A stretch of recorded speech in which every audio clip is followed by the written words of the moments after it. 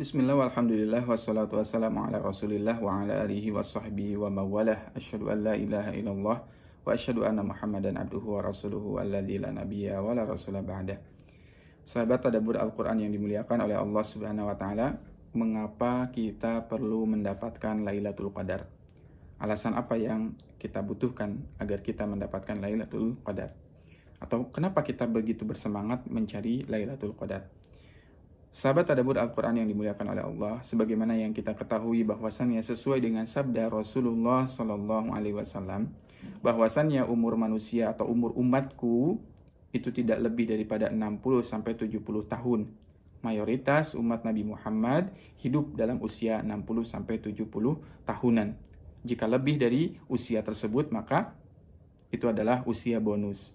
Pertanyaannya adalah, bagaimana kita bisa mengimbangi umat-umat terdahulu yang mereka beribadah, mereka berumur panjang, ratusan tahun, bahkan ribuan tahun. Umat Nabi Nuh contohnya, mereka hidup sekitaran 1000-an tahun. Sedangkan kita tidak sampai kepada usia 1 abad. 100 tahun, sedikit sekali. Dan ada fakta yang menarik, bahwasannya ketika manusia itu hidup, ada sebuah riset ya, diteliti manusia itu, dan manusia itu hidup sampai usia 31 tahun. Seandainya seseorang itu usianya sampai kepada usia 31 tahun, saya ambil contoh 31 tahun dulu. Kemudian dihitung masa tidurnya, dia tidur selama 7-8 jam sehari. Maka usia 7-8 jam tadi, kalau dikonversi kepada dengan usia yang dia miliki, manusia itu menghabiskan 33,33% usia hidupnya habis untuk tidur. Habis untuk tidur. Sehingga kalau dikonversi ke dalam usia 31 tahun, itu hampir separuh dari usia hidupnya, sekitar 12 tahun atau 13 tahun, hidupnya itu habis untuk tidur.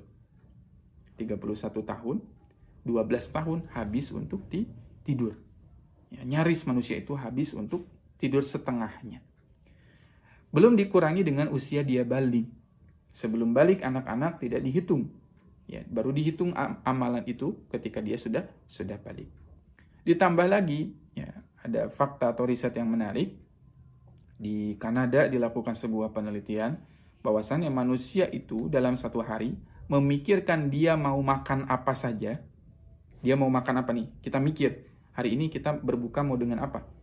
Mau makan dengan apa? Itu menghabiskan waktu sekitar 40 menit. 40 menit. Satu hari kita mau makan dengan apa? Itu mikirnya 40 menit. Dan kalau dijumlah 40 menit tadi, ya, kita akan menemukan angka dalam 1 tahun, usia manusia itu 1 bulannya digunakan untuk memikirkan mau makan apa. Mau makan apa saja, itu dia habiskan selama 1 bulan. Sehingga efektif kita hidup dalam 1 tahun, 12 bulan dikurangi 1, sehingga 11 bulan efektif kita hidup, belum dikurang dengan masa tidur kita. Masa tidur kita dalam 1 tahun berapa nih? 7 jam, ya, 7-8 jam. Kalau dikonversi ke dalam 1 bulan, itu sudah berapa dikonversi kepada 10 hari saja. 8 kali 10, 80 jam. 80 jam itu sudah berapa hari itu? Ya, sudah hampir 8 hari. Ya, 1 bulan habis untuk 8 harinya untuk tidur.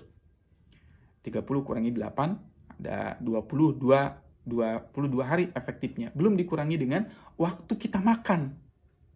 Ya, kita makan itu bisa jadi 1 jam, 2 jam kita makan.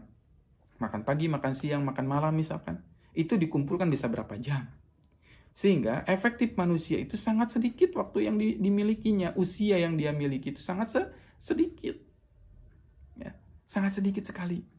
Sehingga Allah subhanahu wa ta'ala sampai berfirman dalam Quran surat Al-Asr, di mana Allah subhanahu wa ta'ala berfirman, A'udzubillahi minasyaitonirrajim, bismillahirrahmanirrahim, wal asr, innal insana lafi khusr.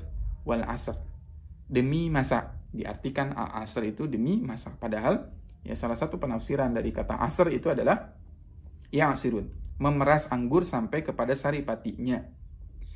Atau asr itu adalah ya, sesuatu yang asir, memeras. Ibarat kita nge-squish, ya, ngeperas jeruk jeruk lemon ya, sampai keluar sari-sarinya, air-airnya diperas gitu. Dan hakikatnya manusia itu diperas oleh waktu.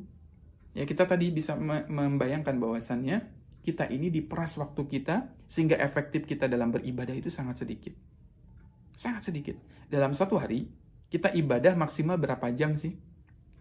Ibadah mahdhah ya yang saya katakan. Ibadah mahdhah itu baca Quran, sholat wajib ya, sholat sunnah dan sebagainya. Itu kalau kita mau hitung dan mau jujur, satu hari kita sholat subuh, zuhur, asar, maghrib, isya, katakan 5 menit. 5 dikalikan 5 sama dengan 25 menit. Belum ibadah yang lain, oke lah kita katakan kita baca Quran misalkan 30 menit. Berarti sudah 55 menit. Tambah sholat duha 5 menit, 1 jam. Ya, 1 jam tuh. Baru 1 jam. Bandingkan dengan kita bermain handphone. Kita bermain handphone bisa berjam-jam. Kita menonton YouTube bisa berjam-jam. Dan kita kalau dikonversi, diperas ibadah kita dalam 1 hari, itu sangatlah sedikit.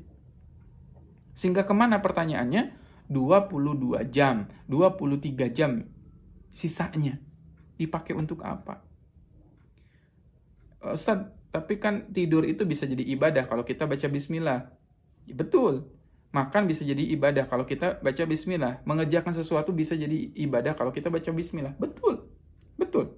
Ya, dia sesuatu yang dibacakan bismillah di awalnya dia bernilai ibadah. Tetapi pertanyaannya, dalam kitab hadis, ya, dalam Al-Quran, jarang disebutkan orang masuk surga gara-gara dia makan mengucapkan bismillah.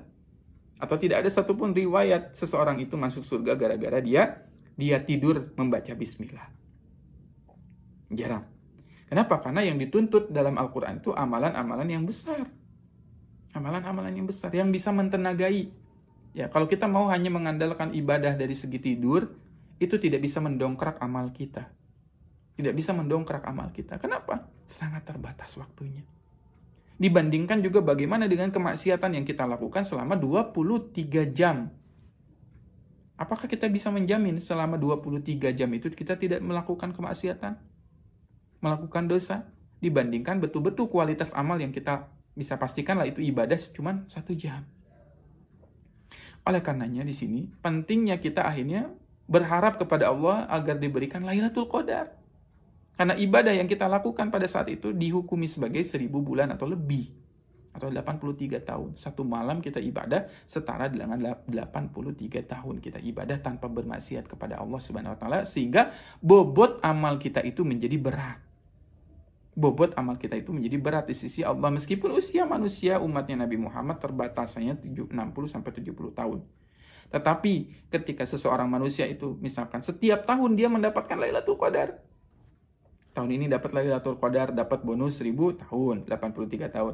Tahun depan dia itikaf lagi dan mendapatkan lagi Lailatul Qadar. Ya, dapat lagi 1000 tahun lagi.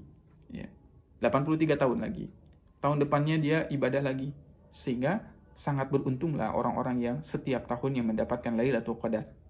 Dan jangan pernah bertanya kapan Lailatul Qadar terjadi, karena dia adalah pasti terjadi setiap tahunnya. Semoga kita bisa mendapatkan Lailatul Qadar. Dan betapa beruntungnya orang yang mendapatkan Lailatul Qadar karena usianya menjadi usia yang berbobot di sisi Allah. Assalamualaikum warahmatullahi wabarakatuh.